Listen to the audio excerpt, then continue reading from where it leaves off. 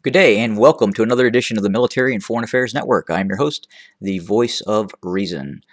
So, in our continued coverage of the ongoing conflict that is taking place inside of the Tigray region, and please note, Tigray, the region of Tigray, is essentially a fully independent republic at this point, a fully autonomous and independent nation state with its own armed forces, struggling against or realistically three adversaries. One, the Eritrean army of the despotic state of Eritrea, the authoritarian regime led by Isaias Afwerki, the Ethiopian federal government that is probably fundamentally under the control of the Amhara region, and then the third and final, the proxy, the Amhara militias that have flooded both western and southern Tigray.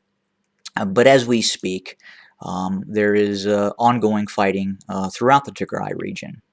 The focus points of major operations right now are really southern Tigray, where we are seeing a heavy buildup of both Amhara militia and Ethiopian National Army that have set up defensive lines in and around the city of Alamata. And they look to attempt to keep control of southern, of southeastern Tigray, and that's this region. We do know that the Tigrayan Defense Forces are indeed moving south in a manner that would eventually have them on the gates of Alamata. And that fighting continues. It is heavy, and it will continue as both sides build up heavy amounts of force in this area. The other area in question is Western Tigray.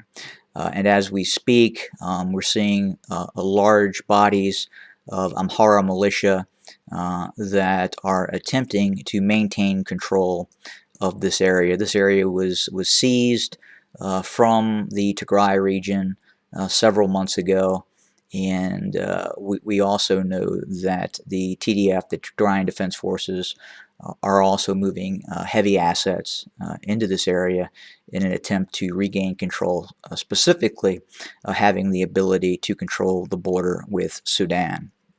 But heavy fighting continues on those fronts, as well as the entire border of Eritrea is rather porous, and it gives both sides the capability to move forces, to raid and conduct operations against targets inside of both states.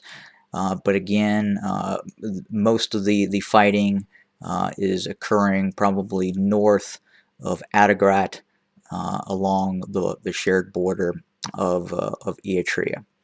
And we do know that the Eritrean army continues to provide support to both the Ethiopian army and the Amhara militias as well.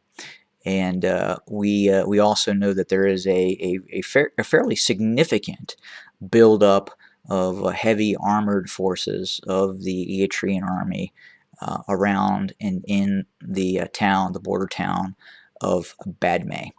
And that is rather a significant force that is building up in that area.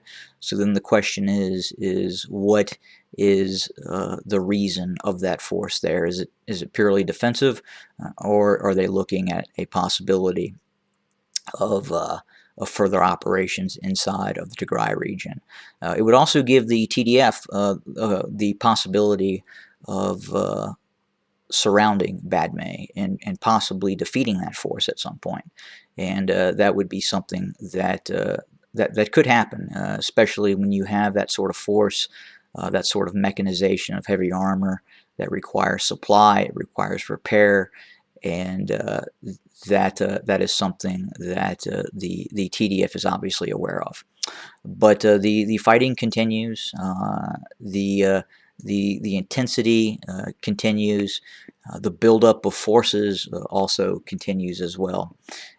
There continues to be a major buildup of the Tigrayan Defense Forces as they re-equip and train soldiers. The challenge right now for the TDF is having enough weapons for the many volunteers that are signing up for military duty.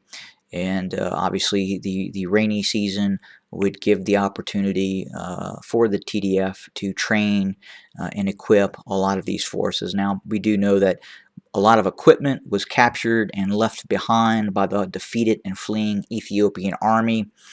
So that equipment will be put to use, as will the general production capability that we see in cities of Mekelle will be used to further help equip the TDF as operations continue.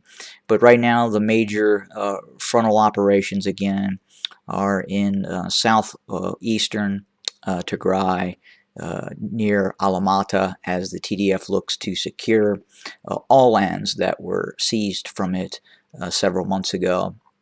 And then obviously, probably more important, if not equally important, is the control of the border of Sudan. And it would appear, again, the Amhara militias have kind of put their foot down and are not going to vacate these lands that they invaded several months ago.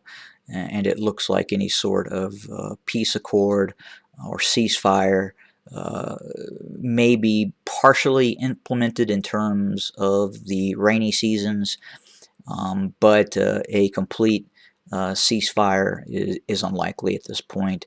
The Tigrayan Defense Forces have momentum, and in all military reasons should continue to prosecute the war and utilize that momentum that they currently have. And we will continue to see the Ethiopian army and these Amhara militias try and defend these two areas that they are refusing to vacate. So as the situation continues, obviously Military and Foreign Affairs Network will continue to report for you. Have a great day, everybody.